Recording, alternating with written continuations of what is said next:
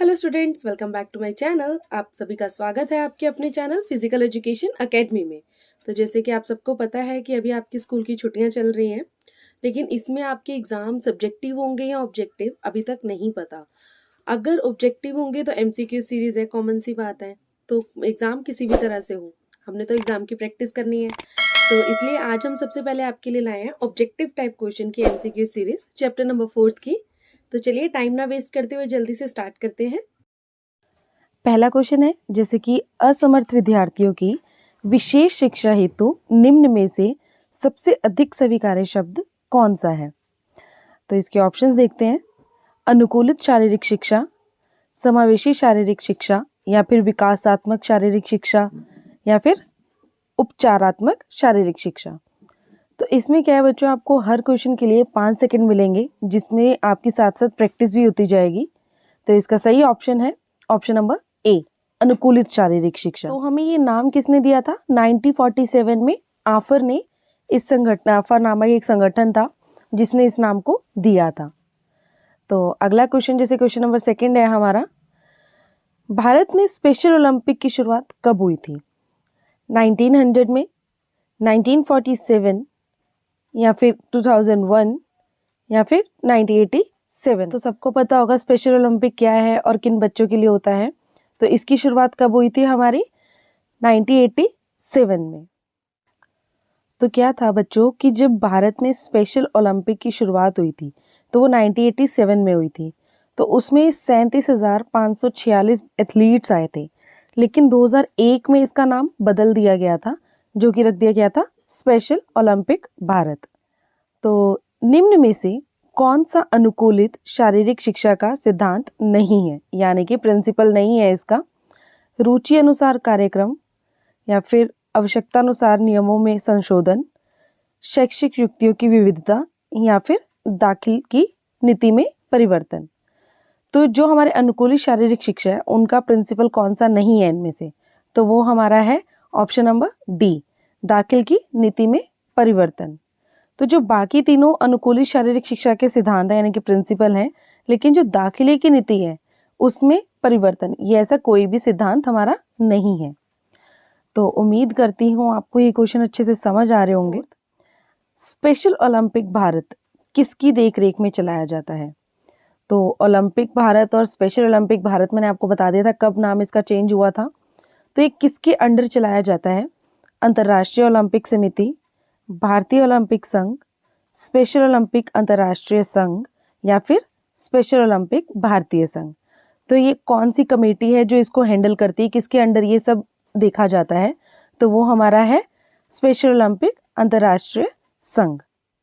तो क्या है कि बच्चों, जो हमारे स्पेशली एबल्ड बच्चे हैं, ये स्पेशली उन्हीं के लिए उनके जीवन को बदलने के लिए एक खेलों को एक प्रेरक के रूप में उपयोग करता है, यानी कि यूज करता है।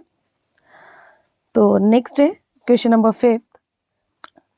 पैरालंपिक शब्द की उत्पत्ति ग्रीक भाषा के शब्द पैरा से हुई है, जिसका अर्थ होता है ए, भिन्न, बी, विशेष, सी, समरूप यानी कि सेम, डी, विलक्षण। तो इसमें अगेन आपको 5 सेकंड का टाइम दिया जाएगा। तो इसमें आपको नई चीजें सीखने को मिल रही है। हमारा जो ओलंपिक है और पैरा ओलंपिक है, पैरा ओलंपिक की आंदोलन की समरूपता को भी दर्शाता है। 6 क्वेश्चन है हमारा, पैरा ओलंपिक खेलों का जनक किसे माना जाता है? Doctor Ludwig Guttmann, George Eyser, Pierre Coubertin, या फिर जैक्स रोगे।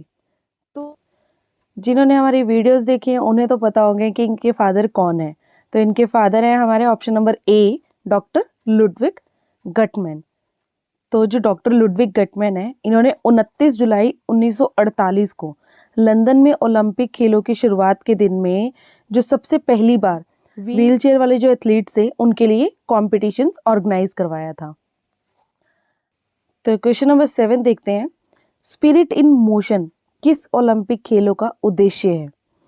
विशेष ओलंपिक भारत, डेफ ओलंपिक्स, ग्रीष्म ओलंपिक्स, या फिर पैरा ओलंपिक्स।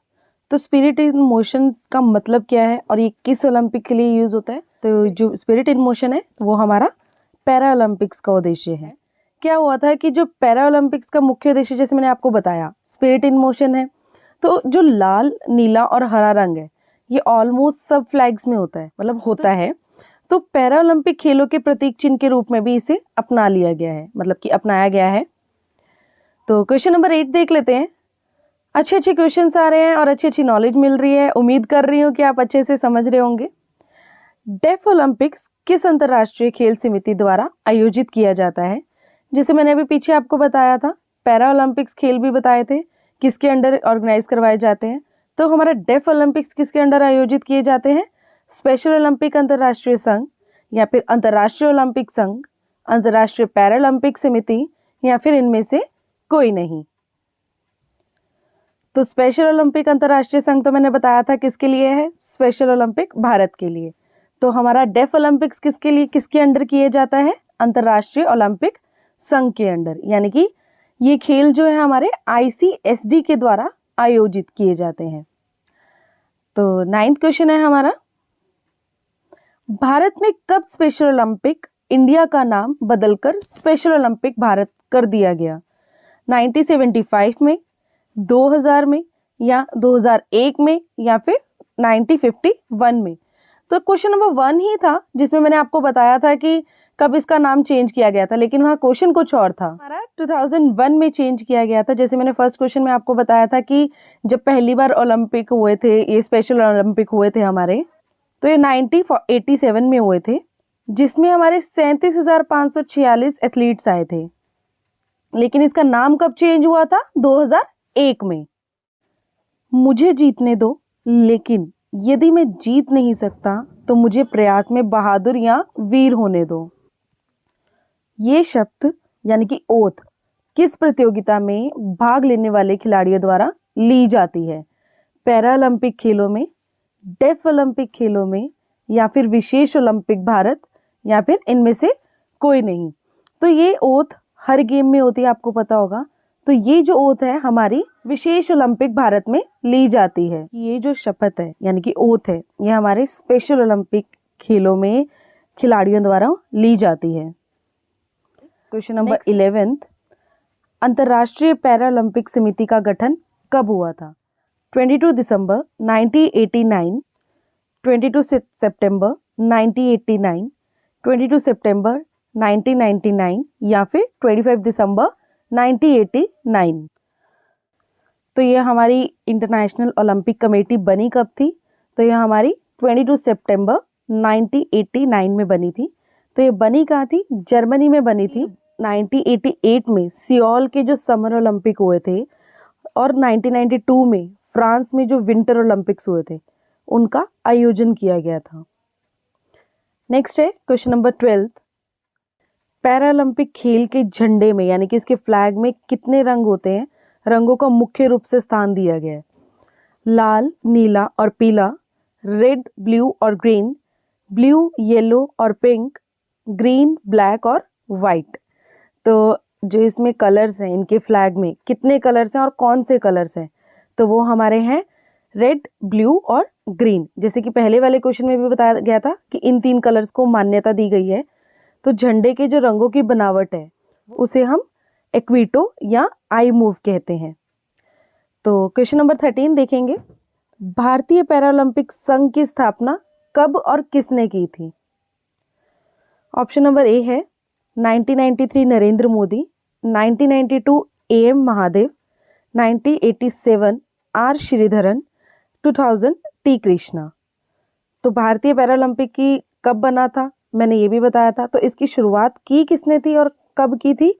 वो हमारे 1992 M महादेव ने की थी। तो जो हमारा भारतीय पैरा ओलंपिक कमेटी है वो एक गैर पक्षपाती यानी कि बिना पार्शियलिटी के, अपना बिना प्रॉफिट देखे इन बच्चों के लिए काम करती है।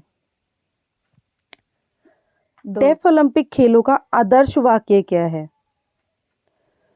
A spirit in motion, B Citius Altius Fortius, या ऑप्शन नंबर सी खेलों के द्वारा समानता, या फिर ऑप्शन नंबर डी अंतर्राष्ट्रीय साइलेंट गेम्स।